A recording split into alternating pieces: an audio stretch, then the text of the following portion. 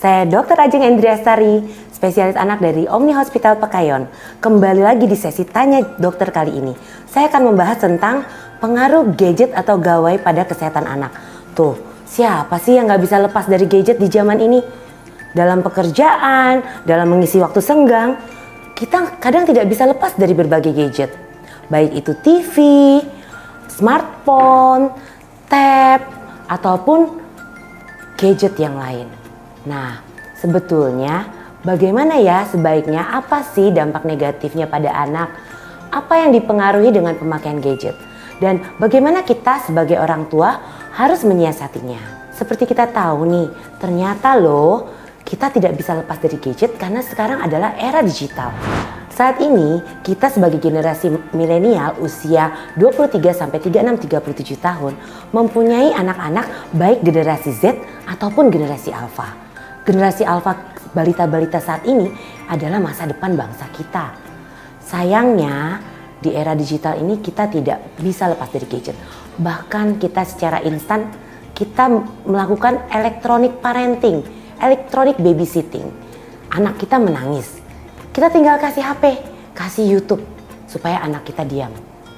Atau di tempat restoran anak tidak mau makan, sebagai orang tua kasih HP supaya anak mau makan. Sebetulnya itu cara instan, tapi kedepannya banyak pengaruh yang negatif loh untuk perkembangan anak. Salah satunya dampak gadget yang negatif adalah untuk perkembangan otak. Ada penelitian loh dari neuroscience di Jepang yang memindai 290 otak anak usia 5-18 tahun yang menonton TV ataupun memakai gadget dengan rata-rata 2 jam sehari.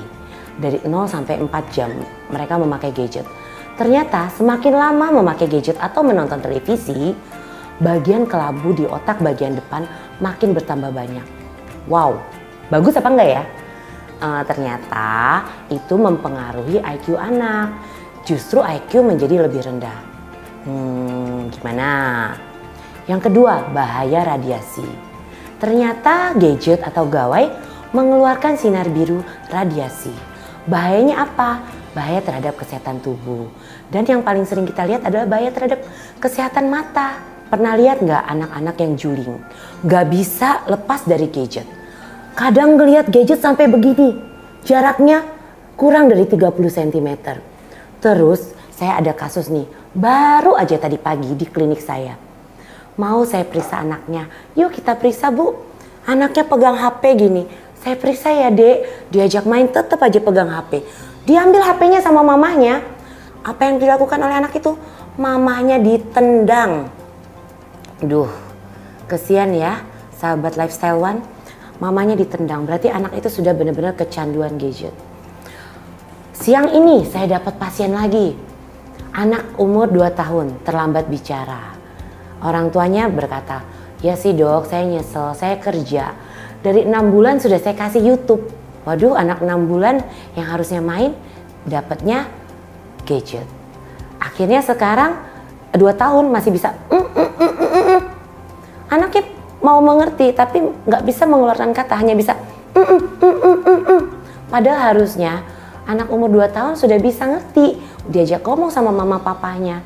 Terus anaknya nggak apatis, harusnya mengeksplor lingkungan, mengeksplor alam, berinteraksi dan bermain bersama teman-teman. Tapi karena awalnya di masa perkembangan awal sudah terkena gadget, akhirnya anaknya apatis. Kita ajak bercanda, cuek. Dia malah minta HP. Jadinya dokter anaknya dicuekin, mama papanya dicuekin ya. Sedih juga ya. Selain itu apalagi? Bahaya untuk mata, jadi mata anak menjadi lelah. Kalau dewasa kita mata lelah kita bisa bilang. Kalau anak mata lelah ya nggak akan bilang, tahu-tahu merah, berair. Dan juga anak-anak sekarang banyak loh pakai kacamata. Anak TK udah pakai kacamata. Zaman dulu kita pakai kacamata paling SMP, SMA, baca komik diem-diem di tempat tidur. Kalau anak sekarang, anak TK udah pakai kacamata. Jadi ada kelainan refraksi, baik itu miopia atau mata minus ataupun mata silinder. Dan ada juga beberapa anak yang juling. Kesian kan, padahal mata juling itu normal untuk usia 0-6 bulan. Harusnya di atas 6 bulan mata tidak juling. Nah kalau sudah begitu mau bagaimana? Apa yang sudah terjadi? kita hanya bisa menyesali, tapi waktu tidak bisa diulang lagi. Kalau bisa diulang, katanya sih namanya pendaftaran gitu. Yang ketiga, perkembangan motorik anak. Jadi kenapa kalau anak zaman dulu dicariin mamahnya nih, ayo pulang, main di luar nggak mau pulang. Anak sekarang udah pegang HP, disuruh main, nggak mau main. Pegang terus, akhirnya nggak ada aktivitas fisik. Padahal WHO menganjurkan aktivitas fisik anak adalah minimal 60 menit sehari. Itu berupa aktivitas sedang sampai berat. Contohnya apa? Bermain, lari-larian, nari, joget-joget. Nah seperti itu. Tapi ada orang tua yang beralasan gini, video game aja lah. Lah, video game ternyata itu kan gak ada aktivitas fisiknya. Dan ternyata tidak menambah kreativitas anak. Yang keempat adalah bicara. Jadi ternyata setiap penambahan 1 jam menonton televisi atau bermain video game ternyata mengurangi kosakata 500 sampai 1000 kata. Wow, banyak juga ya. Kenapa? Ya karena anaknya fokus. Yang kelima, anaknya gampang emosional.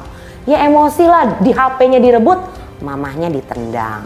Yang kedua, apalagi? Anaknya apatis, diajak main, ntar aja. Diajak makan, jadi bangun tidur yang dicari bukan mama papanya. Bangun tidur, mana HP mah? Mana tab aku? Akhirnya yang dicari bangun tidur, bukannya aku terus mandi, tidak lupa menggosok gigi. Jadi bangun tidur boro-boro disuruh mandi. Nggak bisa lepas dari HP, akhirnya susah dikendalikan. Nah, kita kan nggak mau tuh itu terjadi. Karena dampak yang paling terakhir adalah berpengaruh terhadap adaptasi dan perilaku sosial. Jadi generasi yang cuek. Misalnya jangan-jangan nih ada orang jatuh dari motor di depan kita nih di masa depan. Kita cuma nonton doang. Wah jatuh dari motor. Terus balik pegang HP. Oke. Baik sih gadget itu. Kadang-kadang komunikasi melalui gadget mendekatkan yang jauh. Tapi dia juga menjauhkan yang dekat. Jadi kita di meja makan. Ada mama, ada papa, ada anak. Sambil nunggu pesan makanan nih. Mbak udah order, mamahnya pegang HP. Ya siapa tahu aja, berpikir positif lah. Mamahnya dokter seperti saya lagi jawab konsulan nih. Terus si papa pegang HP, mungkin ada kerjaan. Nah si anak gimana? Pegang HP, main game. Akhirnya di satu tempat yang seharusnya kita bercengkrama, saling berbagi dan berinteraksi, kita cuek. Jadi keadaan di sekeliling, ya I don't care lah. Yang penting dunia kita ada di HP atau smartphone atau gadget atau tab, apapun lah itu, atau TV, YouTube, seperti itu. Jadi sebetulnya idealnya berapa lama sih kita boleh memakai gadget?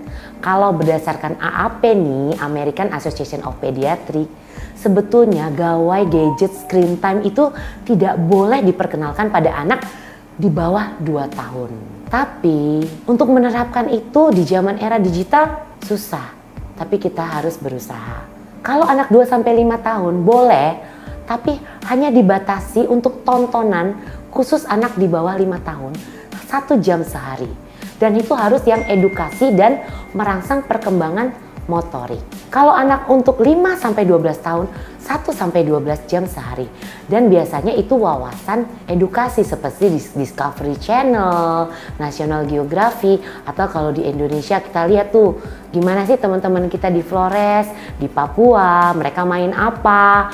Oh ternyata kita punya tempat wisata indah seperti Labuan Bajo, ada Pulau Komodo. Komodo satu-satunya di Indonesia. Ternyata oh kita punya Danau Toba di Sumatera Utara di daerah dekat Parapat.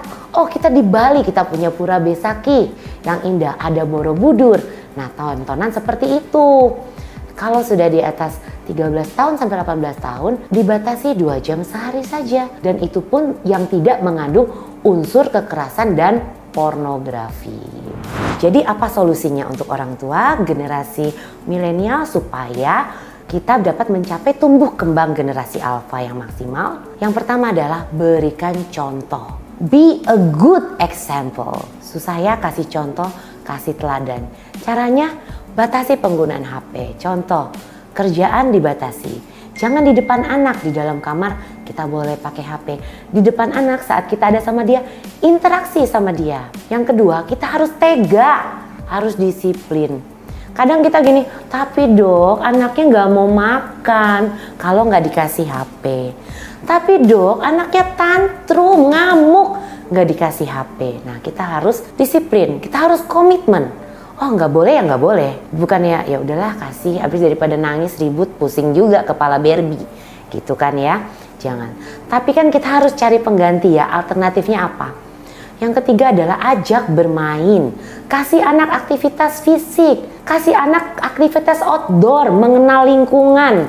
Terus sediakan mainan-mainan edukatif sesuai dengan usia. Nanti kita akan belajar ya, mainan-mainan apa yang perlu kita lihat. Sahabat Lifestyle One, kita ingat kapan sih terakhir kali kita ajak anak kita main? Nah, kita harus sebagai orang tua memberikan yang terbaik dari apa yang kita bisa berikan.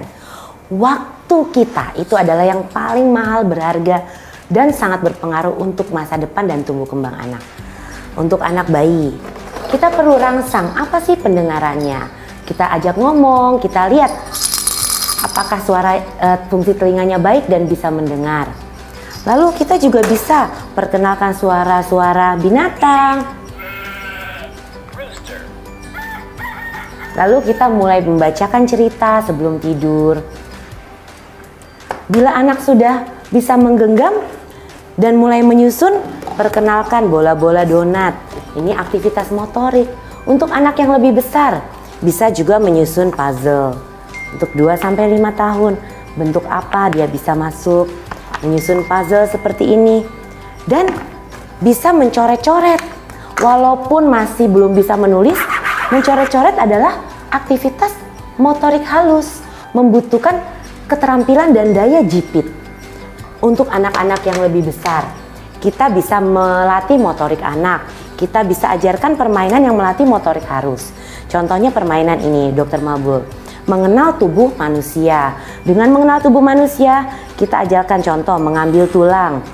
Jika anak ini tidak menjepit dengan benar, ini membutuhkan konsentrasi dan ketelitian. Jadi kita harus mengambil tanpa menyentuh pinggiran dari bagian organ tubuh tersebut. Kalau kita menyentuh pinggiran, hidung dari robot ini akan menyala. Nah, seperti itu. Untuk yang anak lebih besar, kita bisa bermain monopoli. Jadi, apa nih? What is the next step? What we will take? Jadi, langkah selanjutnya adalah kita batasi penggunaan gadget, kita kembali lagi. Kita menjadi orang tua yang sesungguhnya. Ajak anak bermain, ajak anak berinteraksi, dan ajak anak untuk mengeksplor alam, untuk melihat dunia dengan kacamata yang berbeda. Jadikan generasi kita generasi alfa, generasi yang cerdas, karena mereka adalah masa depan bangsa. Sekian Tanya Dokter kali ini. Jika ada pertanyaan silakan tulis di kolom komentar ya. Jangan lupa like, subscribe, dan share seluas-luasnya. Saya Dr. Ajeng Indriastari, spesialis anak dari Omni Hospital Pekayon. We care with passion.